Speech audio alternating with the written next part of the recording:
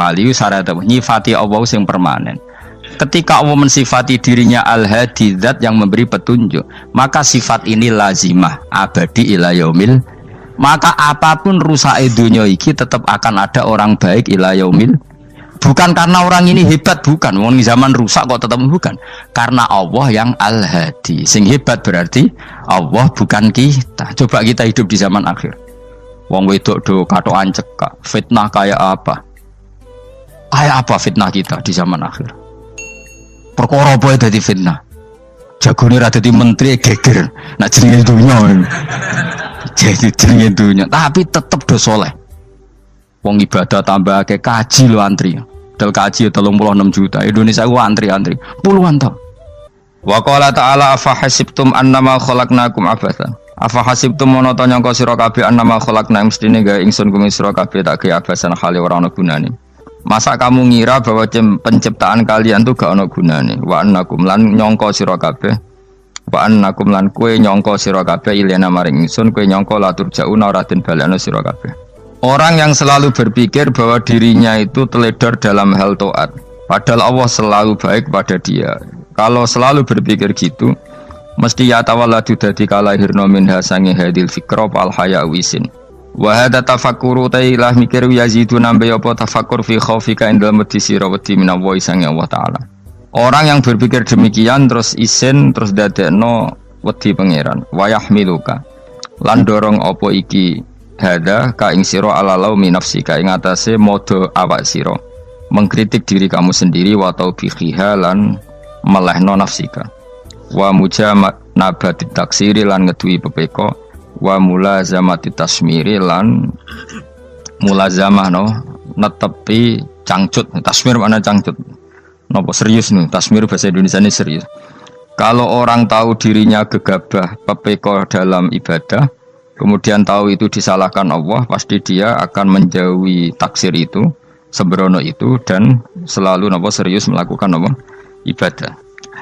Mun kula terangno nggih masalah mulai fikrotun fi wa'dillahi ta'ala. Terus kita tahu di Quran, di hadis itu ada janji Allah, kemudian ada ancaman Allah. Terus yang dijanjikan tentu para wali. Wali wong apik, kowe wali, sanggepe wali. Wali amatir, wali pokoke wali. Terus perilaku sing ora disenengi Allah. Kalau beri contoh nggih sing aman, maksudnya aman itu ada di beberapa kitab. Misalnya Fathul Mu'in. Fathul Mu'in itu kitab yang dipakai semua pesantren, kitab fikih. Itu kalau ngeritik, kamu kalau mau sholat, iku kudu ana melayune. Mane kula nu sering gawe syariat teng santri kula, pokoke nek jamaah mbok pira kadare iku ana melayune. Guling-gilingan nak kowe iku serius. Kan yo ora lucu misalnya dipanggil kiaimu terus mlaku sewantai kan koyo ngono kan koyo wong ora peduli no. Nah, dawe Mu'in itu sederhana oleh gawe contoh. Karena Allah itu mengkritik orang munafik yang kalau berangkat ke sholat itu malas-malesan. Artinya fal kasal iku min sifatil munafikin. Malas-malesan adalah sifatnya orang munafik. Jadi kena ape sholat terus sampai angop terus rokoknya tindak nose sewantes. Nah itu rontok. Rontok PKI, rontok munafik kenapa? Wah rontok. Mergo sifat itu sifatnya yang napa? Munafik. Wa idza qamu ila sholati qamu kusala. Kalau mereka berangkat ke sholat itu secara malas-malasan. Nah kebalikannya orang baik itu wasari'u ila maghfirati mirabbikum. Kalau ada sesuatu yang potensi menjadikan maghfirahnya Allah itu kesusu cepet-cepetan. Ngan rata-rata kiai itu nak melaku itu banter, guling-gilingan nak menuju barang apik itu ketok serius. Nah kiai itu melakukan lon-lon kemungkinan nak radi duit ya ketuan. Ora pati iso ngaji, jare sing anteng-anteng kuwi ana makonane, paham no? Sekali-kali nek ngaji, pas marung ana tat ngaji mlayu nganti nabrak-nabrak wong. Iku insyaallah luwih keren apa? Tapi yo ngawur nganti nabrak-nabrak. Kalau cerita, dadi mulane kadang wong khusuk ora wali, Mas. Kowe nu angel dadi wali. Mergo nek ampe ngaji ku angop niku ora wali-wali. Mulane iki mareni terakhir iki mareni ya. Jadi tumak nina itu ada batasnya, enggak boleh tumak nina fil khairi. Kalau kebaikan kudu wasa ri'wana kesusun. Sebagian ayat kebaikan diredaksen Allah fafirru ila wa firru ku melayu. Jadi kan apa ngaji kok lon-lon pe jamaah gak seru, kudu napa? Melayu. Ono melayune, ono unsur cepet-cepet. Lan kadang wong anteng ra dadi wali-wali mereka kenemenen. Paham ya? Ini peringatan ke wong Solo mbek Jogja niki. Nah bab iki apik wong Madura. Tapi nak hadis la takhdhab apik wong Solo mbek Jogja. Dadi kok plus minus apa? Madura soleh lah kandhani la takhdhab ku paling abot. Aja gampang muring-muring. Paling abot. Lan kula di santri Madura kathah. Tak kandhani pantangane hadisnya Madura la takhdhab. Mergo Madura paling susah nak disuruh menahan muring-muring. Nah, wong Solo Jogja nak kon kesusu ra gelem. Ngalon-alon watur kelakon Muhammadan. Saiki jog ngaji dirubah no. Sing wong Jogja koyo Ruhin barang Melayu. Sing wong Madura. Ora apa? Ora emosi. Jadi ya enggak apa-apa, memang kita tidak pernah sempurna.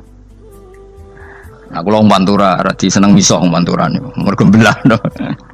Tapi ini penting kula aturno. Makanya ada ibadah yang Nabi itu tidak kesusu.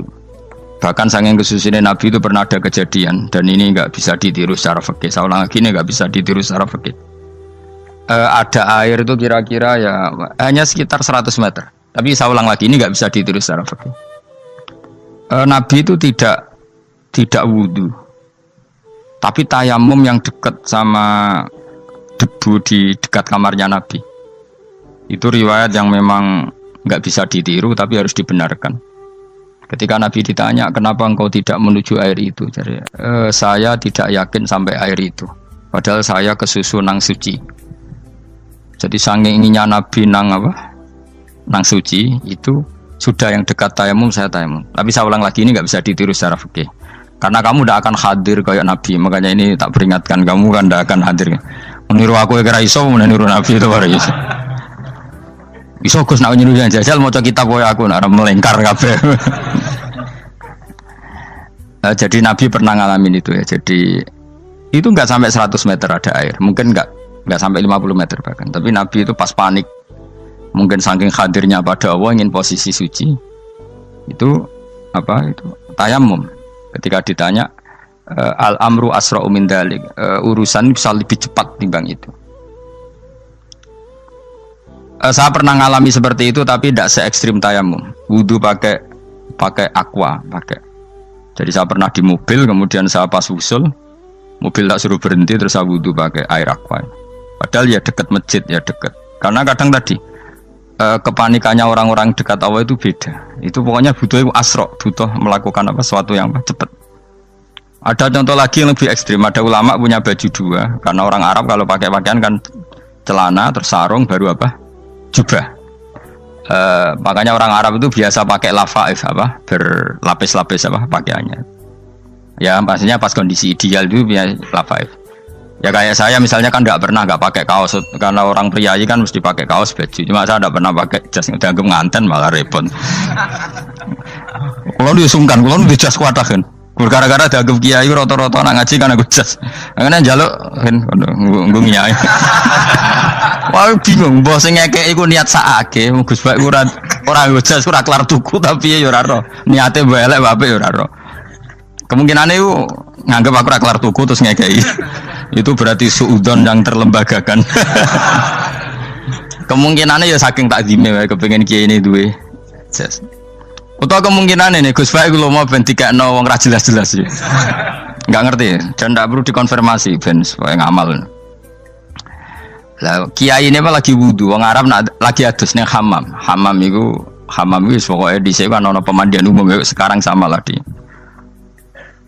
Pas di pemandian umum itu beliau ditunggoni santri nih, mulai dulu ya memang ada adat ya kalau kadang kiai tindak itu tidak ada santri nih. Aku ragam jaran Mustafa, lah melakukan gede malah loro kabeh. Jadi bandara itu sing roh terminal A1 ya aku, dekne tiket ya aku lewat derekno, malah aku sing derekno akhirnya. Sembrono. Seloro kabeh tidak. Opo ora ro. Swarga ya ora ro, dekne sampeyan nak gak tuntun ya ora ro. Singkat cerita, si kiai tadi dengar fulan saya minta baju karena yang miskin ini di dalam kamar mandi itu mestinya ya udah. Kiai sudah di kamar mandi, itu bilang ke santrinya, "Jong, baju itu kasihkan satu sama yang minta tadi." Terus kata santrinya, "Ya Syekh, Halla badaan gosal tambok kamu jangan ke susu, kamu mandi dulu, engkau mandi dulu baru ngasih. Terus kata beliau, hati saya pas itu ingin ngasih. Setelah mandi saya selesai, mungkin hati saya sudah rubah, ada ingin apa? Ngasih. Jadi cepat itu imma takut mati sehingga kamu tidak sempat melakukan kebaikan, wa imma takut rubah. Apa? Takut rubah. Kan iso wae pas adus karena mungkin lagi seneng-senenge kena banyu, lumo. Barang 200 medit. Kan yo ora roh. Anak pas lomo lakoni wae engko kan iso medit.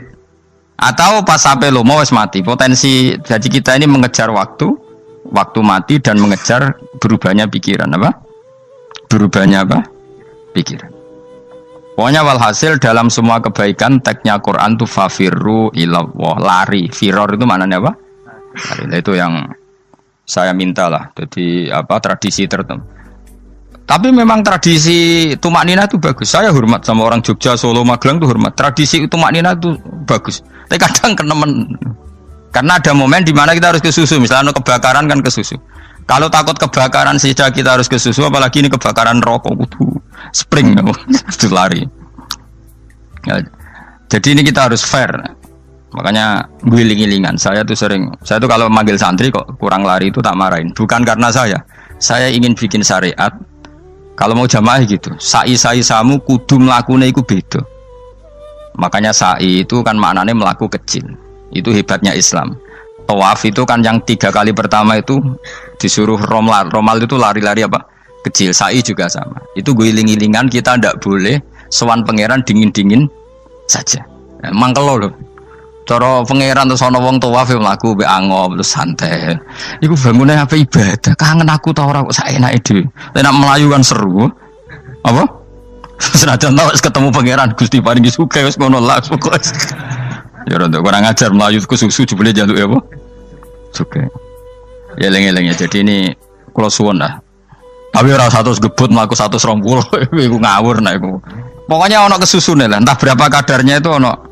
Mergo istilah pangeran apa? Wasari'u bergegas lah. Ya apa? Makanya Nabi dulu pinternya gitu. Ada Bani Sulaim, Bani Ifar itu punya adat tumak nina. Itu sama Nabi dipuji. Adat kamu bagus tumak nina, tapi dikurangi tumak ninahnya kalau dalam kebaikan harus ke susu. Ada daerah yang temperamental. Dikandani Nabi la taghdab. Ya sama seperti di kita kan. Orang Madura di bab musyaroah ilal khairat mungkin bagus, tapi di la taghdab kurang. Orang Solo, Jogja di tumak ninah bagus, tapi di musyaroah kurang. Jadi makanya ini barokahnya ngaji ya dirubah sidik-sidik. Maksudnya yang plus minusnya itu dirubah. Karena saya belum pernah menemukan tag orang baik itu diredaksikan tenang, tapi semuanya redaksinya apa? Wasari'u itu apa? Bergegaslah, fafirru, larilah. Jadi fafirru ilallah, maka larilah. Firu itu lari apa berjalan? Lari. Supaya maksudnya lari itu tidak harus lari kayak pembalap itu enggak. Pokoknya ada unsur kesusunnya gitu. Ada unsur bergegas.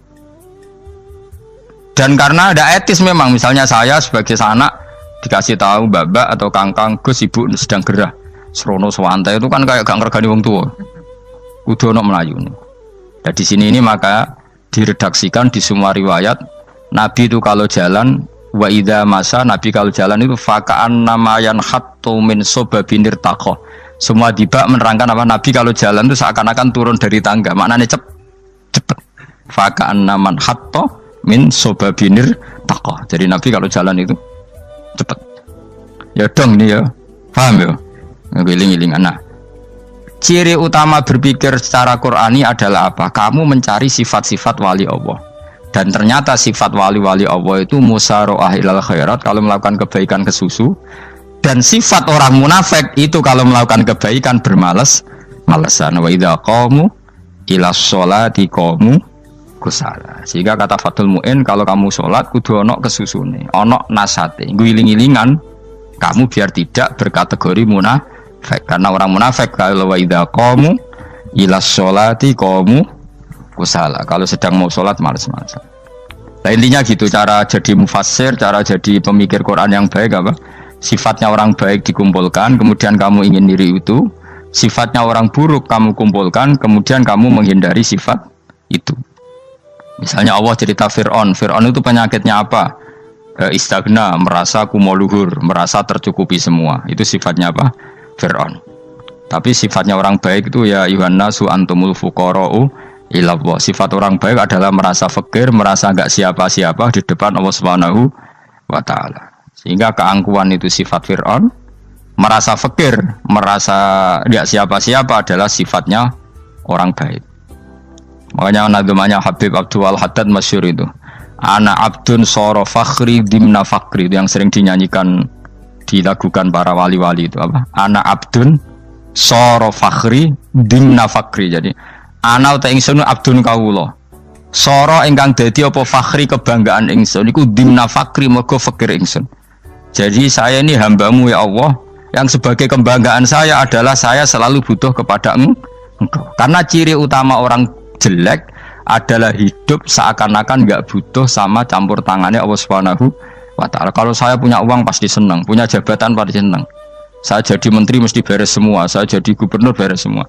Merasa bisa semua itu min sifati Fir'aun, itu sifatnya Fir'aun. Tapi kalau kamu jadi menteri, jadi gubernur, saya tidak siapa-siapa tanpa pertolongan Allah. Saya kiai pun tidak bisa apa-apa tanpa pertolongan Allah. Saya orang baik pun tidak mesti dijamin baik terus tanpa pertolongan Allah. Sehingga selalu la haula wala quwata illa billah. Saya bisa menghindari maksiat ya karena Allah, bisa melakukan taat juga karena Allah. Nah, orang yang seperti ini itu jenenge ana abdun soro fakhri dimna fakri. Saya ini adalah hamba yang menjadi kebanggaanku adalah karena saya selalu fakir, selalu butuh kepada Engkau. Ini penting kalau terangkan, jadi supaya orang terbiasa. Dan kalau seneng ngaji ini paling seneng. Kenapa saya ngaji seneng? Karena tadi kebaikannya Allah, nikmatnya Allah saya omongkan. Sehingga dengar orang banyak bahwa Allah itu baik, Allah itu zat yang kita tuju, Allahus Somad. Tapi kalau saya jadi wali karena di kamar 40 dino, paling terkenal wali, terus wong salam template gitu ngano. Terus untung aku mau ora untung blas. Lan cara bapak wali be ulama iku mulya ulama.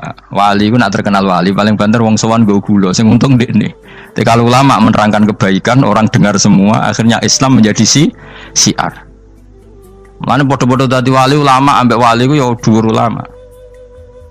Mbok ambek kuwe mergo ora ono makome dadi. Terbangnya kan cepet kayak kapuk tapi cebloke tok laut. Wong nek ora di makom iku kayak kapuk. Terbangnya cepet tapi gak tahu jatuhnya di mana. Dieling-eling ya, dados kula suwun sanget. Selama ini adat kita buruk. Nak nyongko anteng apik juga anteng fil khairat. Ketika kebaikan pun respon kita anteng, tidak boleh. Dalam kebaikan harus musaroah, harus apa? Musaroah. Musaroah itu kesusu. Nah itu makanya filosofinya apa? Kalau tawaf pertama juga kon cepet. Sa'i namanya ya sa'i. Sa'i maknanya apa? Lari-lari kecil. Jadi kalau bahasa Arab itu masya yamsi masyan itu jalan biasa. Kalau sa'a yas'a sa'yan itu jalan agak lari. Makanya darani sa'i. Kau oleh sa'i kok leha-leha ora oleh. Tapi aja terus numpak skuter balapan yo aja. Mulai bingung mbek wong saiki. Nah wong sepo numpak skuter pantes saiki sing nom-nom lah do numpak skuter. Terus nek sing wengkek pasangan suami istri skuteran pun tuaf. Aku wis kodho malaikat mbarno aja tampa. Mangkel wong. Lagi ini sing hafal Quran ngalim diselipi ya perkara ade kono kanggo skuter. Aduh maten. Ijek nom nak tuwek no tak malu. Ijek nom kan. Iku wajib mbok pasutno kan. Pasut teng fikir mandi yakin. Wah, nak yo terlalu senajan to sah yo tapi terlalu ijek nom. Padahal kebualapan serwet Mas. Iya karepe Arab Saudi ngono diolehno. Cara kula penguasa Arab sing tuwek tok meh mati tak oleh sing nom-nom tutuki ngono. Tapi yo pancen yo sana saya sah sekedar sah. Tapi terlalu. Mosok sowan pangeran nganggo skuter muter. Aduh. Nah, sembrono. Yo coba lakoni yo awas yo. Kecuali guys tuwek meh mati wis ngono. Tuwek tok ora meh mati yo aja. Aneh-aneh. Ya maksudnya kesusu orang ngono iku. Tok budi wae. Wa minha anta tafakkar nggih. Eleng-eleng nggih wae nggih napa sifatnya orang baik yang di Quran itu kita pelajari lalu kita tiru. Misalnya sifatnya orang baik termasuk apa itu ala inna auliya Allahi la khaufun alaihim wa lahum Tidak pernah punya rasa takut, rasa gelisah itu harus kita tiru. Karena kalau kita punya rasa gelisah itu biasanya lama-lama agak ridho, bek kodok, kodar. Itu kudu ceria. Lu kalau ini sebagai manusia sering susah, tapi saya paksa, susah itu saya hilangkan. Karena kalau saya rasakan susah terus, lama-lama saya agak ridho, bek kodok, kodar. Makanya saya paksa, seneng tak paksa. Sesuai kulino. Nganti kalau saat ini kira iso susah. Di murid kira jelas sudah iso susah. Sangking apa? Nah kiai kan susah. Aku di murid tua Gus, tua kita air serat jelas. Goblok cara aku kiai ngono. Ora usah ngono. Zaman akhir ono wong ngaji go kitab wis hebat. Ono ngrungokno ngaji wis hebat. Ono ora paham tekone majelis wis hebat. Lah nek paham teko kan wajar, kira paham kok teko kan luar biasa. Nak ono penikmat ngaji paham biasa. Ini enggak paham kok teko. Wae guyu iso. Guyu hebat. Nah ono menteri dilantik guyu wajar. Lu ora menteri ra kok guyu. Iku kemungkinane loro, saking waline saking gedenge wis moro. Pokoke seneng ibadah. Mergo sifate wali iku la khaufun alaihim walam, ndak ada rasa takut, ndak ada rasa susah. Lho kula sebagai manusia kadang ya khawatir. So anakku nasib piye, putuku nasib piye. Tapi aku anggereling saya ada ya karena Allah. Dan saya punya rezeki karena Allah. Orang lain di sana banyak orang kaya, padahal gak anakku. Berarti yang menciptakan kaya itu tidak saya. Buktinya orang lain yang gak anak kita kaya banyak, sukses banyak. Kenapa kita menjadi seakan-akan pelaku sejarah? Kadang orang kan berpikir, ya akhirnya orang mesti masalah buat kamu. Pas minta itu karena tomak kamu, hadun nafsi kamu, serakah kamu, tapi nggak tahu diri, pantas taura dengan permintaan. Kalau gue misalnya Jungo dia jadi wali, soalnya Allah tersinggung, bocor atau tirakat atau jalur jadi wali. Tapi gak Jungo ya Allah tersinggung, kira rasa tahu Jungo. Jadi orang kalau udah wali itu sudah keliru terus. Jadi gue di sepuro, tapi tak kira itu ada. Ya jajal gitu, wali kok sabtu kok dirjilan. Kira-kira Allah tersinggung ngapa nyembah? Kira-kira tersinggung. Tapi misalnya kira tahu dongo kepengen kau Imam Syafi'i, Allah tersinggung. Bocah ora di idola. Terus piye Gus?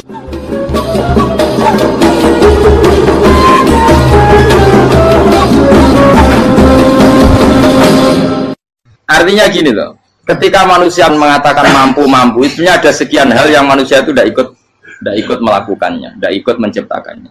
Misalnya kue nyuber, supirana enak, punya pengalaman. Tidak kecelakaan karena apa? Nyuber kue enak, mobilku normal. Mobilmu normal lah, atau wabrak mobil yang mabuk. Apa? Nah di sini ini manusia dituntut, diingatkan terus. Kamu itu butuh Allah, rahmat Allah itu yang melindungi kamu, bukan keahlian kamu, bukan kecakapan. Karena tanpa itu semua tidak bisa. Semuanya Allah.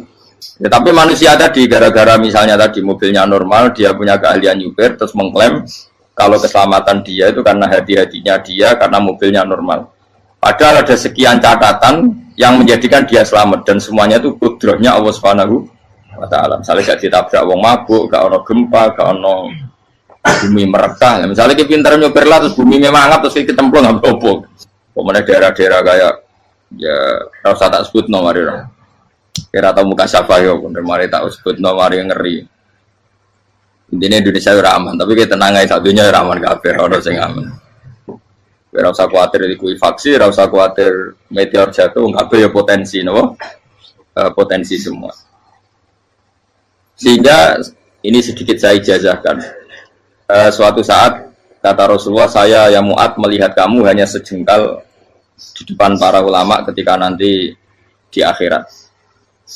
Terus Mu'ad tanya, Rasulullah tanya, kenapa kamu hanya satu jengkal dengan derajatnya para ulama ketika sowan Allah? Jawabnya Mu'ad, kamu punya amal apa? Berjawabnya Mu'ad, ya Rasulullah, saya tidak pernah melangkahkan satu kaki, kecuali saya tidak pernah yakin apa bisa melangkahkan kaki yang satunya. Dan saya tidak pernah mengunyah satu makanan, kecuali saya juga tidak pernah yakin apa bisa menelannya. Dan saya tidak pernah bernafas satu nafas, kecuali saya tidak yakin apa bisa nafas berikutnya. Saking dia tergantung ta'aluk semuanya sama kudrahnya Allah Subhanahu wa taala. Kalau kita ini kan sok. Kalau makanan sudah di depannya kayak pasti bisa makan.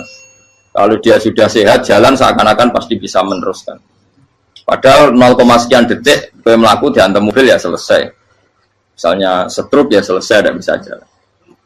Sehingga para wali-walinya Allah itu orang yang filah gotin min lahadotagi, setiap kedipan dia, setiap perilaku dia itu hanya ta'aluk ambil Allah Subhanahu wa ta'ala.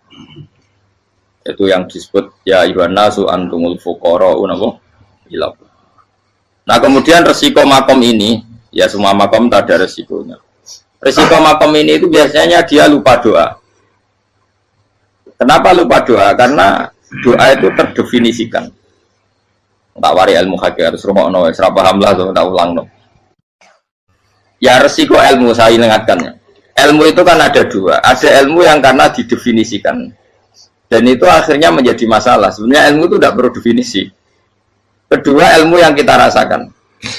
Misalnya gini, kalau sama saya tanya, kamu pernah nggak minta jadi punya uang banyak? Nggak tanya, pernah nggak minta?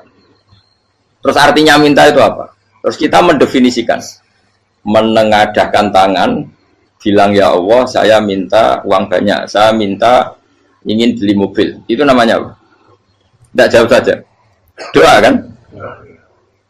Itu kesalahan kita. Kesalahan kita mendefinisikan doa itu, misalnya menengadahkan tangan dan memohon dan menyebutkan permohonannya itu terus disebut doa.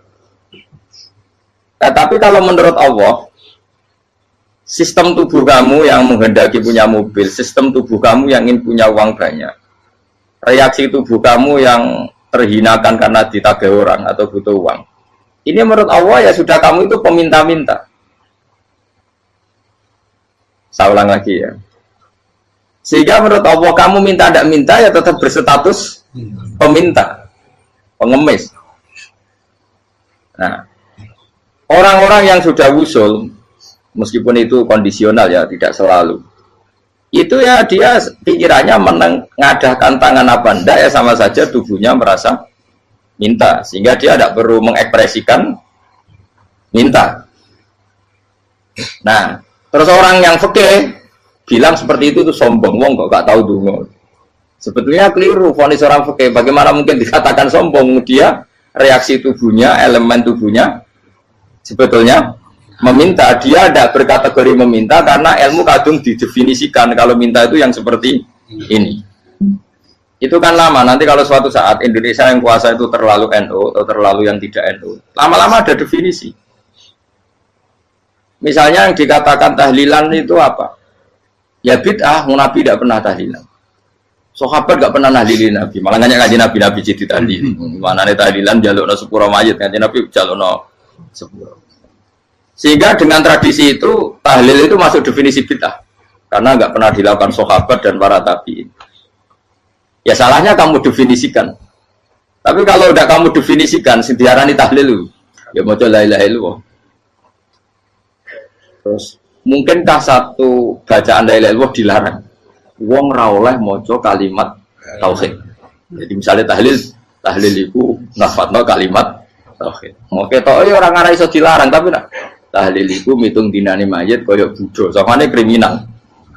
Enak. Ya sudah seperti itu. Makanya banyak orang salah itu karena ilmu kadung didefinisikan. Nah, definisi itu sebenarnya tidak mengikat dalam banyak hal.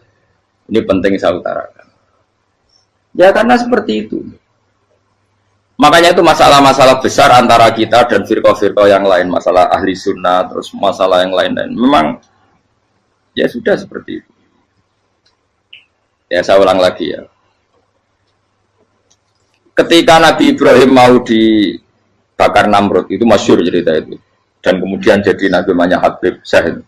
Habib Syahid itu sebetulnya hanya ngutip Habib Abdul Haddad. Jadi syair itu sebenarnya ada di Diwanul Haddad. Apa? Diwanul Haddad.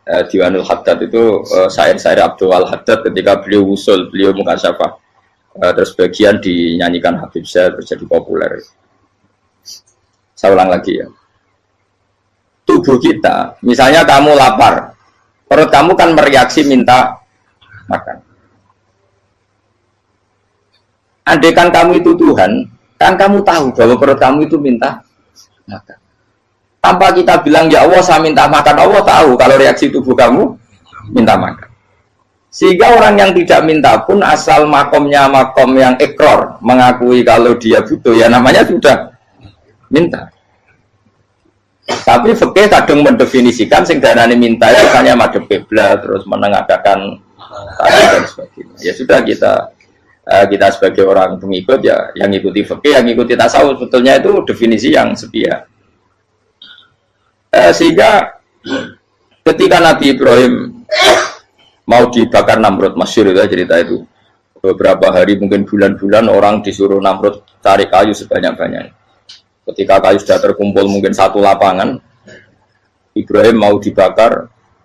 Pegawainya Namrud itu bingung caranya mencalok Ibrahim. Mereka saking gedene napa? Api. Nak dicalok ke ado itu ratok tengah. Nak diparekno itu kepanasan. Masyhur. Terus setan zaman itu orang akeh dadi setan tenan. Saya kan duplikate sakake dadi setan ra tau muncul. Wong duplikate wis napa? Akeh. Singkat cerita setan itu muncul pura-pura jadi manusia terus ditemukan manjane. Manjane kayak semacam ketepil besar yang jadi mana dari kiai-kiai ketepil itu haram mergo penemune setan. Jadi ini tuh. Tapi nak manjane penemune setan itu betul walhasil terus dibikinkan satu manjane semacam ketepil besar terus Ibrahim dilemparkan ke api. Lewat apa? Ketepil tadi idenya siapa? Setan. Nah ketika di tengah api itu unik. Kata malaikat Jibril datang terus tanya sama Ibrahim, ya Ibrahim apa kamu butuh saya? Butuh. Alakah haja apa kamu punya kebutuhan? Jawab Ibrahim lah, saya tidak punya kebutuhan.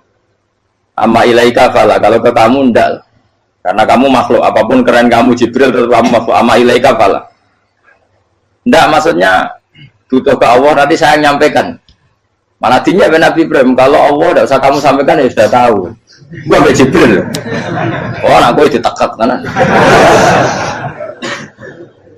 Ya saya ulang lagi. Apa kamu punya kebutuhan? Alaka hajalah ama ilaika fala. Kalau ke kamu ndak. Ndak maksudnya butuh ke Allah nanti saya sampaikan. Karena Jibril yang mentang-mentang dekat sama Allah dan tukang memberi informasi. Saya kata Ibrahim, kalau ke Allah sih nggak perlu kamu. Dia sudah tahu. Nah itu terjadi nazamanya Habib Abdul Haddad masyhur itu apa? Hasbi min su'ali ilmuhu bihali. Jadi cukup ilmunya Allah itu menjadikan saya tidak perlu minta. Hasbi min su'ali ilmuhu bihali. Jadi ada kondisi tertentu yang para wali itu, saya ulang lagi, kondisi tertentu yang para wali itu ya tidak minta. Tapi kalau itu ditiru jenengan semua ini jadi keangkuhan. Kenapa? Wes ora ndonga tangane ditenangkan. No, atine ora eling pangeran, kan akhirnya ra njaluk tenan. Itu aja niru wali-wali. Nah, wali-wali itu kan misalnya tangannya tidak menengadah tapi semua sistem tubuhnya merasa butuh sama Allah. Saya itu pernah ya. Tapi itu kondisional dan saya juga ngulang nggak mesti bisa. Ketika saya umroh itu pernah saya ada satu kondisi itu doa ya di putaran pertama kos. Di putaran pertama saya berdoa ya agak banyak di multazam. Putaran kedua mau berdoa sudah tidak berani lagi. Sampai ke-7. Hari kedua ya tidak berani, hari ketiga tidak berani. Nah seperti itu tidak bisa dibuat-buat meskipun saya juga agak ingin. Tapi ya pas itu ya nggak bisa. Gara-gara itu korban kitab hikam, ya kitab hikam yang terkenal. Kitab hikam itu pernah cerita gini. Rubbama dallahum al-adab ala tarkit tolak. Terus di antara makalahnya itu wa inna ma yunabbahu man yajuzu alaihil ikhfal. Tapi kamu jangan niru dosa kan. Tapi jangan ingkar ilmu ini tambah dosa oke. Jadi niru ya dosa, ingkar ya dosa. Jadi ada seorang wali kata hikam. Kadang-kadang seorang wali itu mau doa diulang itu sungkan. Kenapa? Yang perlu diingatkan tuh yang potensi lupa. Allah kan masih ingat doa kemarin. Lalu gara-gara saya sebelum umroh itu mensinau kitab hikam agar aku dulu. Ya Allah, sing tak dungani wingi ejek eling kok tak eling nomene. Jadi wa inna ma yunabbahu man yajuzu alil fal, yang bisa diingatkan hanya orang yang potensi lupa. Sementara Allah tidak akan. Tapi kan akhirnya doa eling. Ya Allah kayak kemarin.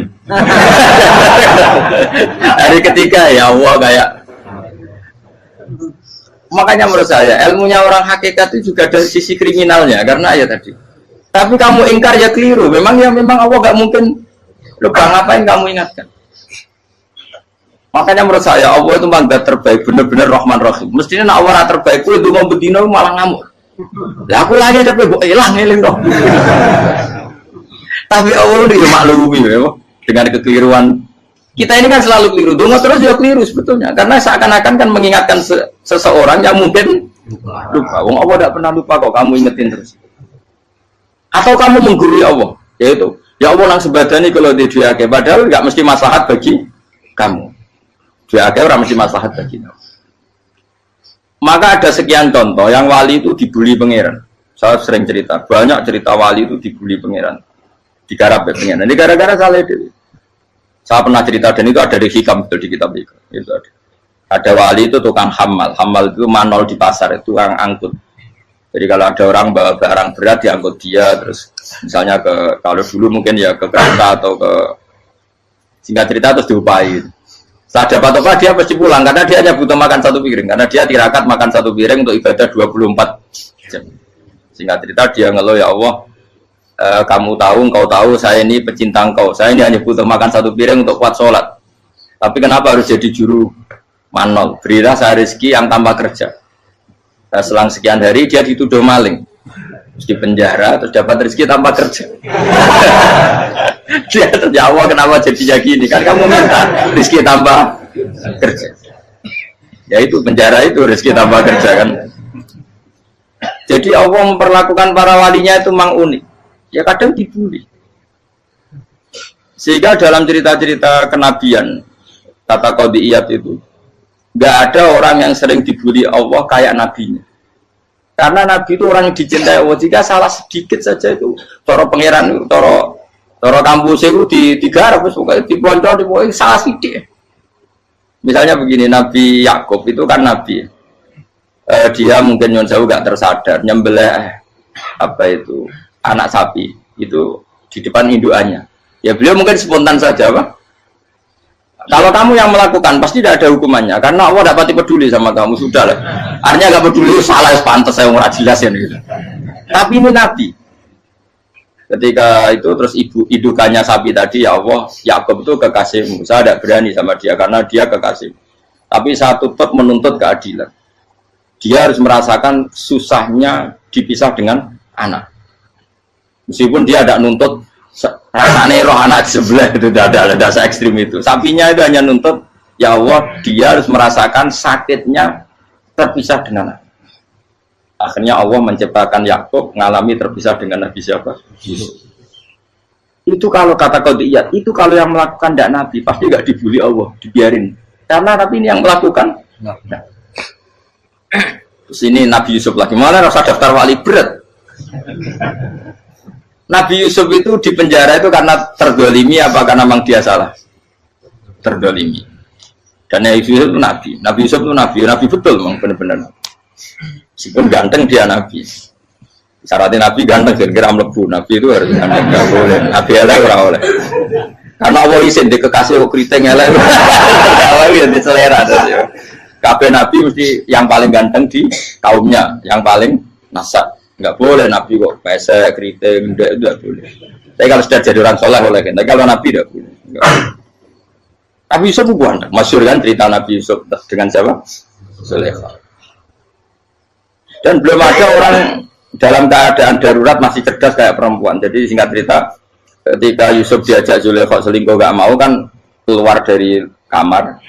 Dalalah kebetulan wa alfaya sayyidah Rajal. Itu si Zulaikha tadi spontan langsung bilang, wahai suamiku, apa hukuman orang yang ingin menodai keluargamu? Itu wong wedok. Padahal dia agak terencana, dia pun nggak bayangkan kepergok suaminya. Itu dalam keadaan kepergok itu masih cerdas. Suamiku, apa hukuman orang yang mau menyelingkuhi keluarga Anda? Singkat cerita suaminya murka, terus Yusuf di penjara, terdolimi. Ketika di penjara, kemudian Yusuf punya keahlian mentakwil apa? Mimpi. Kan tadi suaminya Zulaikha itu tidak sampai raja ya, kira-kira PM atau menteri. Raja itu punya mimpi yang bisa nakwil itu hanya Yusuf. Singkat cerita terus utusan raja datang ke Yusuf dan takwilan Yusuf terbukti benar. Tapi Yusuf ini seorang nabi, saya ulang lagi Yusuf seorang nabi dia tapi ya manusia. Bilang gini ke utusannya, coba bilangkan ke raja kamu di penjara ini ada orang yang di penjara secara terzalimi yaitu saya. Tolong laporkan ke majikan. Itu Allah tersinggungnya itu bukan main. Nabi kok lapor makhluk. Itu tersinggung. Nah aku kan gak piye. Ngajak proposal ya ora piye-piye. Wis pokoke Allah mek kuwi ora piye-piye. Wong sampean swargane ya ora langsung wae ngono. Pokoke kira-kira kan sudah dadi gak perlu ditegur. Makanya fa'an sahu syaitanu dzikra rabbi fala bisa fi sijni bid'asin. Maka Allah mentakdirkan utusan raja tadi itu lupa melaporkan peristiwa Yusuf ke raja tadi, sehingga raja gak pernah dengar kalau ada orang di penjara karena Allah tersinggung. Wong kowe ku nabi kok lapore ambek penguasa. Ngono tok iku wis Allah tersinggung. Karena dia nabi, gak boleh nabi lapor makhluk. Jadi Allah itu dengan nabi itu sangat-sangat sensitif. Sangat-sangat sensitif. Ya begitu. Terus kita yang terkenal, meskipun ini nggak ada di Quran, Nabi Musa. Nabi Musa itu pernah sakit gigi.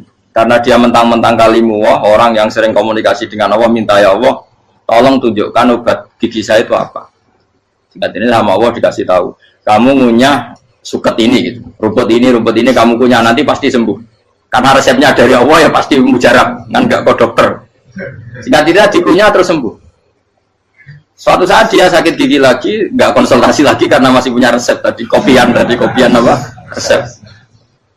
Dia datang nyari suket yang sama dikunyah tambah sakit. Tanya sama ya Allah ini kan resepnya yang sama, kenapa tambah sakit? Kata Allah kamu itu kekasihku.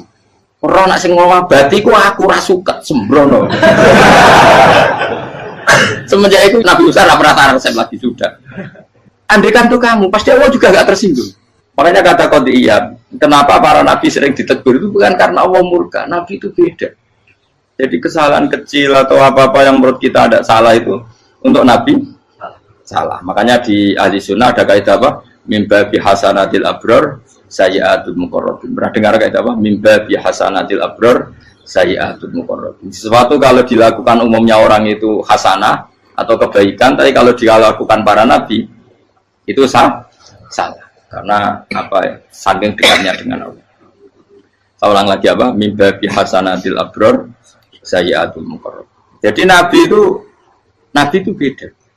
Nah, para nabi itu orang-orang yang mengalami fikir yang doa resmi kayak siapa tadi? Definisi fikir ya sering. Kayak definisi orang tasawuf yang sering. Sehingga ketika Nabi berdoa, ya memang secara disiplin ilmu yang namanya berdoa, ya minta Allah dengan mengadakan tangan. Ketika nggak berdoa, karena Nabi sadar Allah tidak perlu diingatkan lagi, pasti masih ingat. Jadi dua-duanya benar terus. Makanya Nabi itu lam yazal fitaroki, Nabi itu selalu naik derajatnya. Karena pas minta ya benar, pas tidak minta ya. Tapi kamu jangan niru, dosa kan. Tapi jangan ingkar ilmu ini, tambah dosa. Jadi niru ya dosa, ingkar ya dosa. Jadi ada seorang wali kata hikam, kadang-kadang seorang wali itu mau doa diulang itu sungkan. Kenapa? Yang perlu diingatkan itu yang potensi lupa. Allah kan masih ingat doa kemarin. Lalu gara-gara saya sebelum umroh itu mensinau kitab hikam, agar itu ya Allah, sing tak dungani ini aja eling kok tak eling nomen ae. Jadi wa inna ma yunabbahu man yajuzu alaihi yang bisa diingatkan hanya orang yang potensi lupa. Sementara Allah tidak akan. Tapi kan akhirnya durane elik. Ya Allah kayak kemarin. Hari ketiga ya Allah kayak. Makanya menurut saya ilmunya orang hakikat itu juga ada sisi kriminalnya karena ya tadi. Tapi kamu ingkar ya keliru. Memang Allah gak mungkin lupa, ngapain kamu ingatkan. Makanya menurut saya Allah itu mandat terbaik, benar-benar Rahman Rahim. Mestinya nak Allah terbaik itu mau bedino malah ngamuk. Lah aku hanya tapi mbok eling dong. Tapi Allah itu ya maklumi ya, dengan kekeliruan. Kita ini kan selalu keliru, donga terus ya keliru sebetulnya. Karena seakan-akan kan mengingatkan seseorang yang mungkin lupa. Wong Allah tidak pernah lupa kok, kamu ingetin terus. Atau kamu menggurui Allah, yaitu ya Allah nang sebadani kalau dia padahal nggak mesti maslahat bagi kamu. Dia orang mesti maslahat bagi kamu. Kalau kamu turun terus, pas minta itu karena tomak kamu, hadun nafsi kamu, serakah kamu, tapi nggak tahu diri pantas taura dengan permintaan. Kalau gue misalnya jongo dia jadi wali, iso Allah tersinggung, bocor atau tirakat atau dia harus jadi wali. Tapi gak dongo ya Allah tersinggung. Kere ra tau dongo. Jadi orang kalau ndak wali itu sudah keliru terus. Ya bukan di sepuro, tapi tak kira itu akeh. Ya jajal gitu ngajak wali kok Sabtu Qadir Jilani. Kira-kira Allah tersinggung apa nyembadani? Kira-kira tersinggung. Tapi misalnya kira tahu dongo kepengen kau Imam Syafi'i, Allah tersinggung. Bocah ora di idola. Nah, terus piye Gus Ira piye kadung salah biasa wis. Wis bakat salah no. Bakat salah.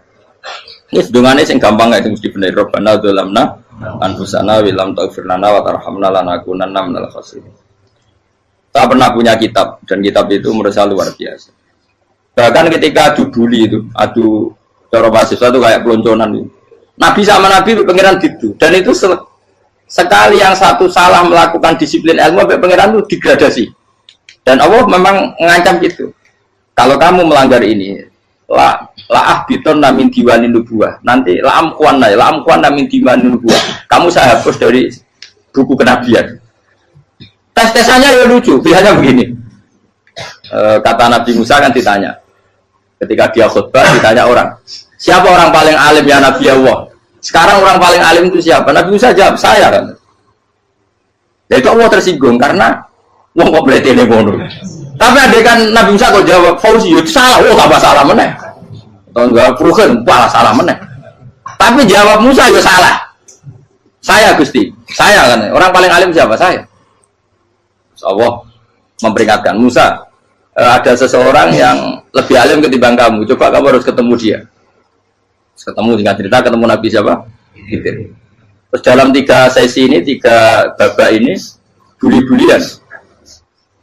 Nabi Khidir itu dalam 3 babak ini selalu kelihatan salah.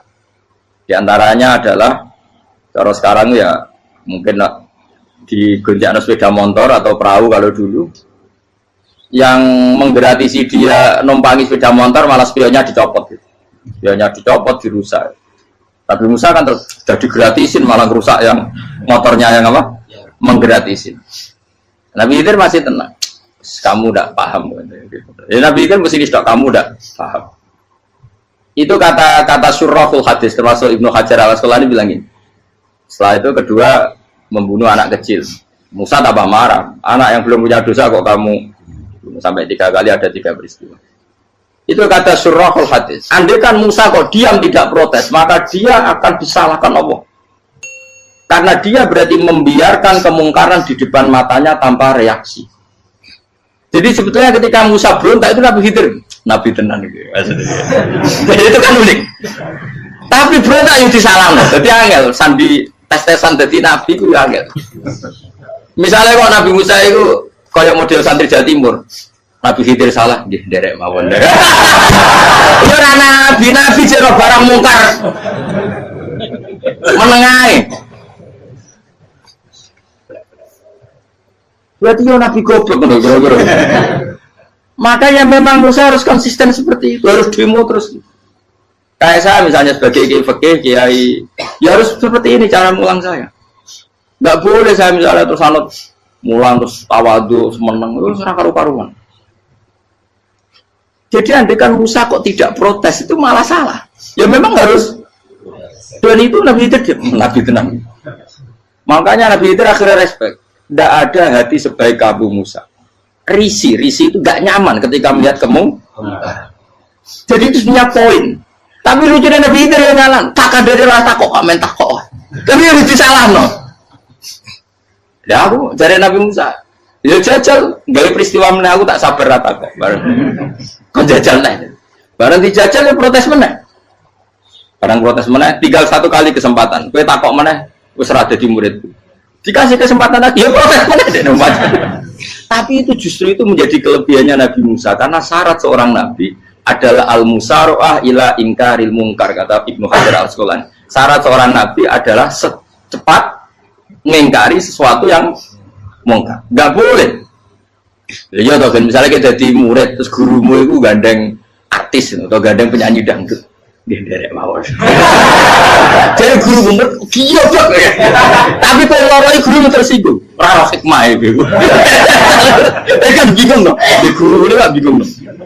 Kali kayak di guru jadab dorong Jawa Timur apa? Gurumu gandeng penyanyi dangdut. Reaksimu biasa tak. Ayo loh, nak elek kan gak iri. Biasanya nak elek itu gak iri.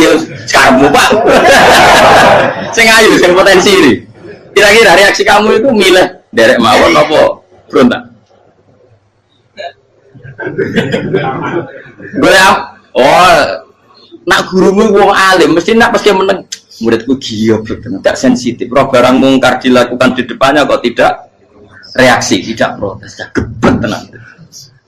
Tapi lucunya guru mau nak protes ya gak duwe akhlak gitu. Guru lagi senengnya kok ora oleh. Nah Nabi itu kan buli-bulian. Jadi Nabi Khidir dengan Nabi Musa itu tepat-tepat. Karena dua orang ini sama-sama kekasih Allah. Itu Nabi Musa justru barokahnya itu dia tidak pernah kelasmennya di bawah Nabi Khidir. Semua ulama sepakat kelasmennya Musa tetap di atas Nabi Khidir. Sehingga yang berlaku ya tetap ilmunya Nabi Musa. Bahwa membunuh anak kecil tidak boleh, merusak perahu milik orang lain tidak boleh. Karena Allah tetap lebih respect dengan ilmunya Nabi Musa. Nabi Khidir tetap ilmunya nggak dipakai, meskipun dia disebut hakikat. Karena ilmunya Nabi Khidir ngani ngoyo. Ngani ngoyo wong ape mutusno ngenteni nginceng Lauh Mahfuz. Lah sing iso iku sapa? Barang ra mungkin kok. Makanya Nabi Khidir terakhir menutup kalimatnya wa ma fa'altuhu an amri. Dzalika ta'wilu ma lam tasdi alaihi sab. Aku dhewe nglakoni iki ya ora roh, wis ditakdir nglakoni ngene. Dadi Nabi Khidir ya ora paham.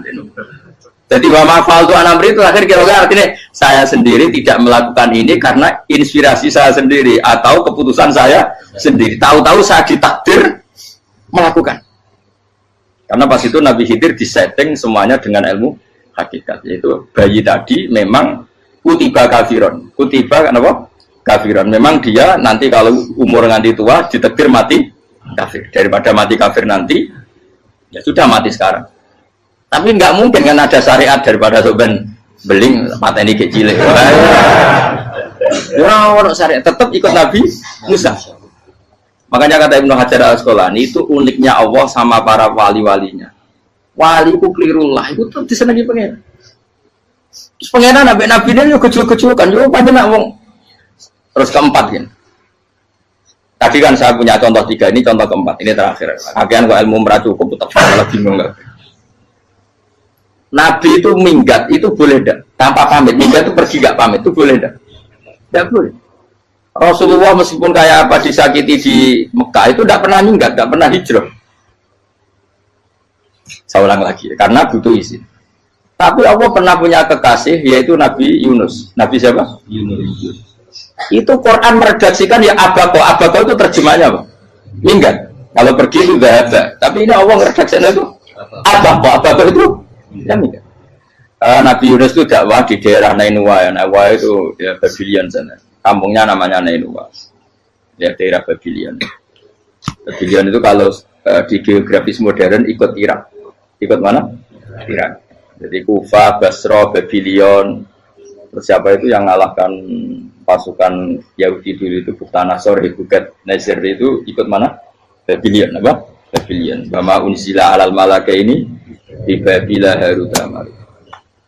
Makanya kalau ulama-ulama melihat Irak kacau sampai sekarang itu tidak kaget. Irak itu Ardun Mal'unah kalau di kitab-kitab. Bumi yang memang sudah terlaknati mulai dulu. Sehingga ketika ada kasus Saddam Hussein sekarang itu ulama tidak kaget. Zaman Rasulullah Sugeng itu Irak itu termasuk sudah bumi yang guna keazalah. Jadi di sana pasti banyak fitnah. Fitnah pertama yang dicatat sejarah adalah Mautul Hussein, apa? Kabudutnya Said siapa? Hussein di Karbala. Era Imam Syafi'i adalah zaman mifnah, ulama dibantai karena dipaksa mengatakan Quran apa? Makhluk. Terus konflik-konflik sampai era Saddam Hussein terus era sekarang jadi.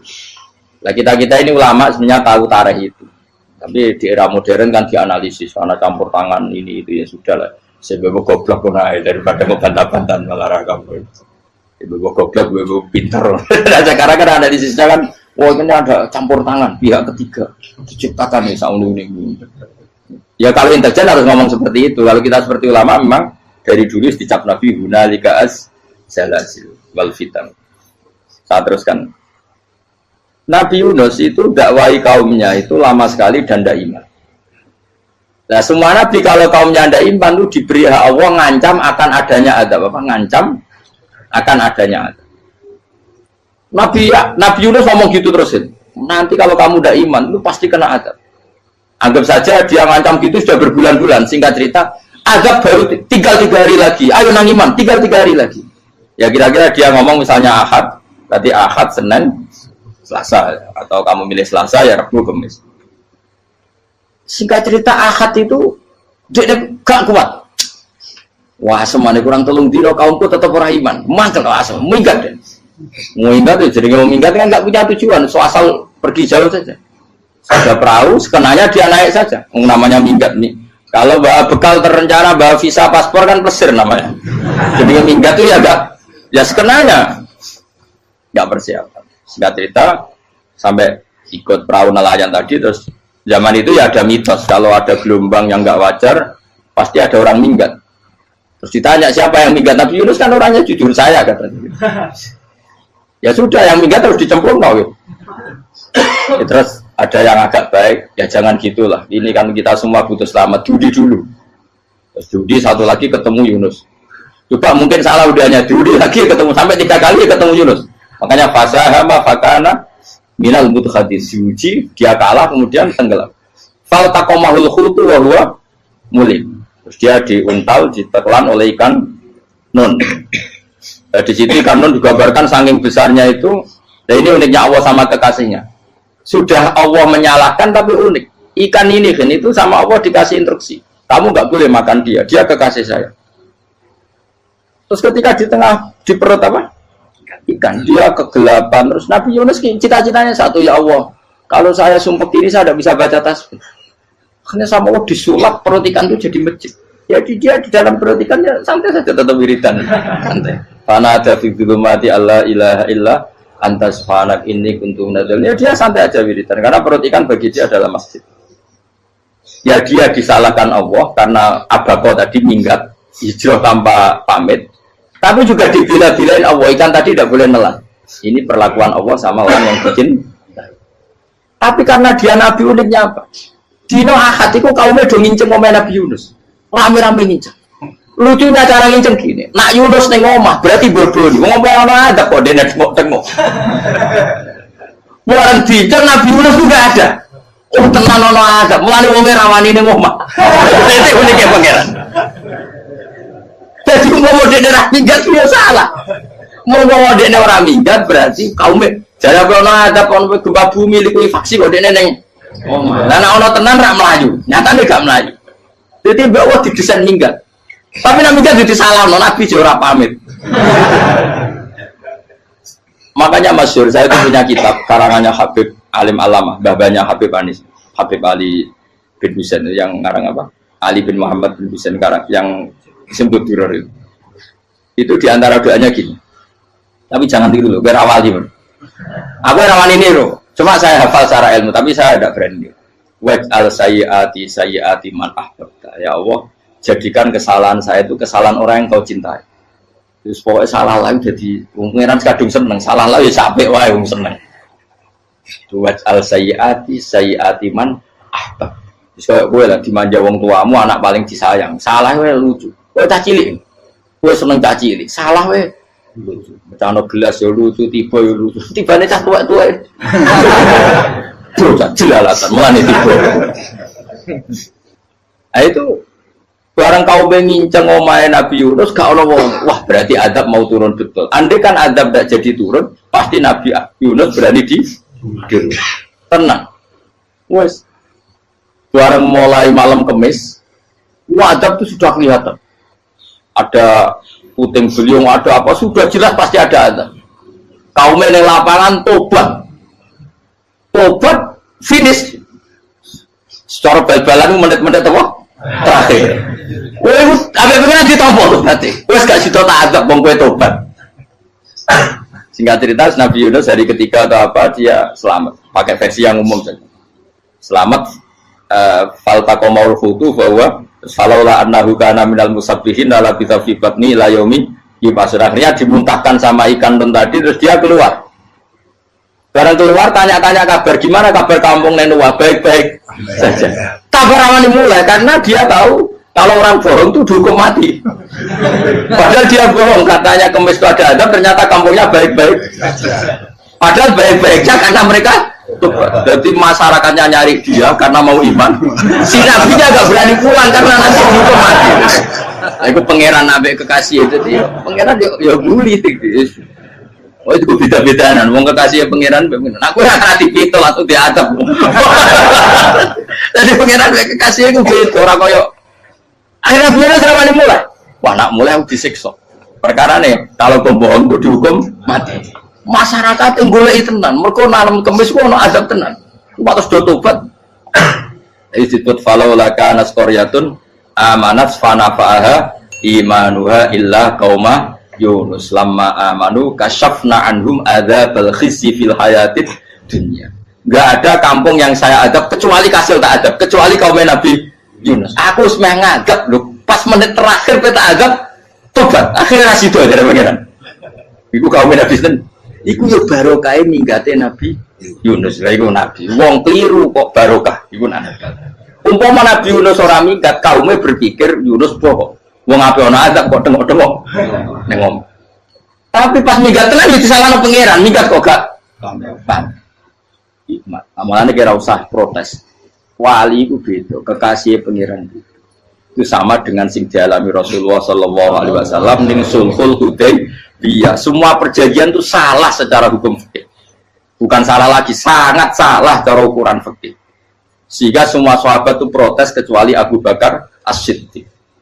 Cuma semuanya ngomong Umar, tapi semua sahabat akhirnya ya. Coba di antara perjanjian gini. Pertama kan enggak biar sampean enggak terlalu jadi teroris, enggak terlalu jadi ekstremis. Memang ya usah jadi teroris, ya terlalu jadi teroris. Semua itu mungkin, Kang. Ning dunia semuanya mungkin. Singkat cerita Nabi itu sudah di Hudaybiyah. Hudaybiyah dengan Mekah kan tinggal sekitar paling 40 kilo. Saya pernah itikaf di masjid yang pernah dipakai Hudaybiyah. Kan sekarang jadi mikot ya. Termasuk mikot umroh di Mekah kan apa? Hudaybiyah kan mikot di yang terkenal kan apa? Jirona, Tanim, Hudaybiyah. Itu perjanjiannya tuh gini. Perwakilan dari Quraisy namanya Suhail bin Amr, siapa? Suhail bin Amr. Perjanjiannya gini, Muhammad kamu tidak boleh masuk Mekah.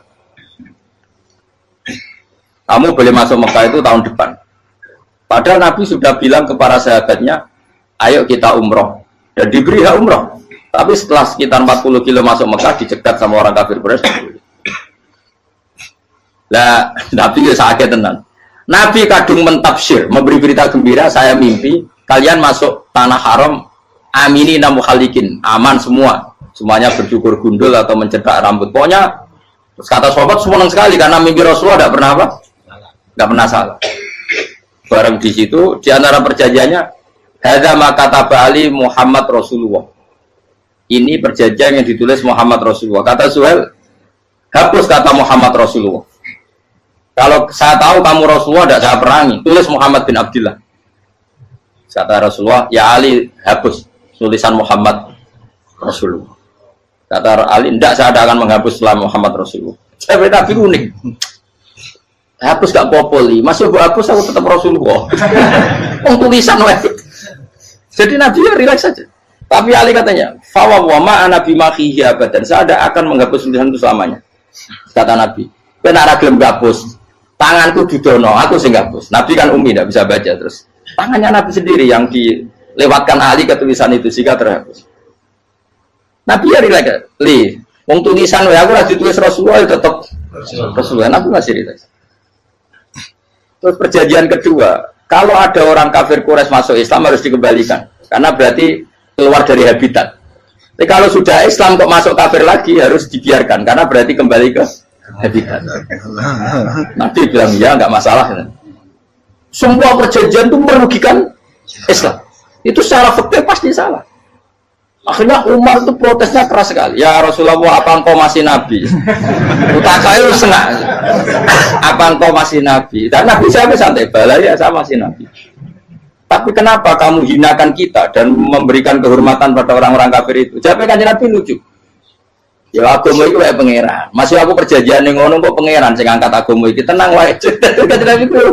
Perjanjian gue manusia gampang. Jadi Nabi itu sange imannya Allah tetap yu'izzu hadzal-din. Allah pasti memuliakan ini agama. Apapun perjanjian yang diciptakan manusia. Makanya bapak saya, Mbah Mun, guru saya, itu ngaram-ngaram tenan mikir Islam. Islam mbok pikir haram, ono sing duwe. Ben ngono. Dunia rusak kok apa ben, tetep Islam ku mulya. Rasa mbok pikir wis keliru-keliru lah perjanjiane dunia keliru lah. Lu coba Uni Soviet kayak apa hegemoninya? Kayak apa kuatnya Uni Soviet? 100 tahun mengkooptasi Uzbek, Tajikistan dan tapi apa bisa menghilangkan keimannya orang Uzbek Ceknya? Ketika Uni Soviet bubar langsung malah negara-negara itu jadi persemakmuran yang negara apa? Indonesia kayak apa? Dikooptasi PKI, jajah Londo 350. Mbah Soleh Darat alim zaman Londo, buyut-buyutku alim zaman Londo. Iku semondok Mekah ya alim. Zaman PKI ada wong alim. Saiki ayo zaman Islam Nusantara apa ono sing alim koyo. Jadi Islam menarik zaman mesti regani negara, zaman di negani negara itu semua. Karena ini agama milik Allah, punya ketahanan yang luar. Ya, semuanya dari Nabi tentang perjanjian salah lamar. Tak apa-apa. Inna wa ta'ala a'azza hadati. Inna wa ta'ala la yudhi'u dinahu wa la yudhi'u. Pokoknya pengiran bakal ngembar agamanya orang masalah perjanjian keliru lah. Perjanjian ketiga itu semuanya merugikan Islam. Tapi apa kata Abu Bakar ketika protes Nabi gak dijawab? Datang ke Abu Bakar. Menurut kamu gimana? Jawab Abu Bakar lucu. Makanya ini menunjukkan makanya kenapa ahli sunnah berkeyakinan Abdul Sahabat itu siapa? Abu Bakar. Jawab Abu Bakar. Wes samar. Perjanjiannya keliru lah. Wes keliru lah. Kita geremeng-geremeng santai negeri. Tapi la tadkhul bainahu wa baina habib. Kamu jangan masuk wilayah yang itu hubungannya orang yang terkasih sama kekasihnya. Wes gak masuk akal lah sebenarnya menengah ini. Ya sehingga ya sudah Allah ternyata nah perjanjian keempat ini yang agak Nabi hanya minta gini toh. Itu saya turuti semua tapi saya minta satu hal kata Nabi. Bolehkan diskusi tentang Islam terbuka. Makanya diskusi terbuka itu baru kata Nabi. Jangan larang orang mendiskusikan Islam. Itu dok mintanya. Oke dari Suwel, diskusi wae pikirannya Suwel kan diskusi wae. Enggak masuk Islam, diskusi. Jangan larang orang yang membicarakan Islam secara terbuka. Ada kata terbuka dari Suwel, oke, nggak masalah. Itu toh yang itu pun nggak jelas menguntungkan Islam apa? Enggak. Akhirnya apa yang terjadi? Darun Nadwa, tempat-tempat pertemuan, cara saat ini gerdu, gedung parlemen, semuanya itu diskusi. Sajane Muhammad itu sopot, konsep Islam itu. Dan semua yang cerdas juga sajane ya benar Muhammad. Membawa tuh banyak giok tenan. Banyak giok tenan waktu kok di. Terus nak Yahudi ora bener bisa, Nasrani ora bener pengiran atau. Wah diskusi. Suwe-suwe hasil diskusi sepakat. Jadi tetap bener Muhammad. Ini bener Muhammad. Akhirnya hasil diskusi itu akhirnya mereka membatalkan perjanjiannya sendiri. Perkara itu baru kayak apa? Malah Nabi ketika Bali di Medina, Umar sempat protes yang dalam. Oke ya Rasulullah, saya terima konsep Anda, tapi saya menyisakan satu pertanyaan. Jadi jenengan itu ana ayat sing nurjuna la tadkhulunal masjidal harama insyaallahu aminina muhalliqina ru'usakum. Lah kok nyatane ra sida mlebu Mekah malah kita terusir kembali lagi ke Madinah. Lha iku Nabi yang agak lucu ngendikan. Mar, ning ayat iku ra gak ana taune. Apa ana ayat iku taun iki sing ngatene taun iki ra kowe. Dari Nabi ya ora ana taune ya. Ora ana taune kok taun iki dhewe kan kira-kira. Ayat itu kan kalau tahu nih, kemarin sing gelar nafsiri tahun ini. Mau suatu saat kamu akan masuk Masjidil Haram. Tapi kan gak orang tahu deh ayat itu. Apa di ayat itu ada tahunnya Umar dan Allah bilang tahun ini ya enggak, ya sudah kalau gak ada tahunnya pokoknya mesti kapan-kapan terjadi. Tapi rasa itu. Kalau suka rugen kan gak orang tahu nih, orang saya. Mau aku udah gak ada suka tapi kan tanpa tahu. Usah suwi. Nah, akhirnya apa yang terjadi? Ada diskusi masif di Mekah. Setiap yang cerdas, setiap Nabi tanya, Abu Sufyan siapa? Nabi mau komentar gini, sama siapa teksnya? Misluhu la yajhalul Islam. Kalau Islam sudah didiskusikan, otak secerdas Ikrimah bin Abi Jahal, secerdas pasti tidak bodoh tentang Islam. Maknanya pasti akal yang waras memilih Islam. Wah, akhirnya Islam jadi masif. Ya sudah karena Islam sudah masif, tokoh-tokohnya cenderung Islam, akhirnya perjanjian itu dibatalkan sendiri. Akhirnya waro'aitan nasa yadkhuluna fi dinillahi afwaja. Akhirnya mereka berbondong-bondong masuk Islam. Itu artinya apa? Nabi ku gak perjanjian cara fikih keliru wae, cara fikih cara dzahire keliru wae, tetap barokah karena punya hubungan khusus dengan Allah Subhanahu wa taala. Makanya la tadkhul bainahu wa baina habib. Itu kan kayak ya sudah seperti di pangeran. Makanya Sayyid Ali itu sohibu sing tiduran nak donga di antara doanya wa al sayyiati man ahbabta. Jadikan ya Allah kesalahan saya kesalahan orang yang engkau cinta. Karena ulama nyontono ngene, saiki Nabi Adam ambek iblis itu padha salah itu. Enggak jawab. Padha salah, iblis itu salah bodoni Nabi Adam salah. Dilarang mangan wit khuldi tetep mangan. Mau trimo rayuane sinten? Iblis. Tapi wong piye-piye pangeran ku seneng Nabi Adam. Sediluk diusir bar sumat tabahu rabbuhu fataba alaihi wa bar langsung Adam urung metu ka swarga diwarai. Damke kepengin tak sepuro nggih, tak warai dongane. Iblis tak diwarai. Mane kena donga. Wong dadi mane ya pokoke wong disenengi ku menangan. Lan kaya kudu donga iku, kowe ora bakat wali biasa wae iki cerita. Ya sudah seperti ya, tapi emang ya sudah seperti itu. Nabi Adam itu orang pati keusir tenan itu fatawak ko Adam Robbi kalimatin fatal. Jadi orang terlalu jauh dari surga. Kemana lagi pas pertama medun ke bumi sampai Allah diwarai beberapa kalimat sing dadekno di sepuro. Qawat al sayyiati man ahbabta. Ini penting kalau atur namanya.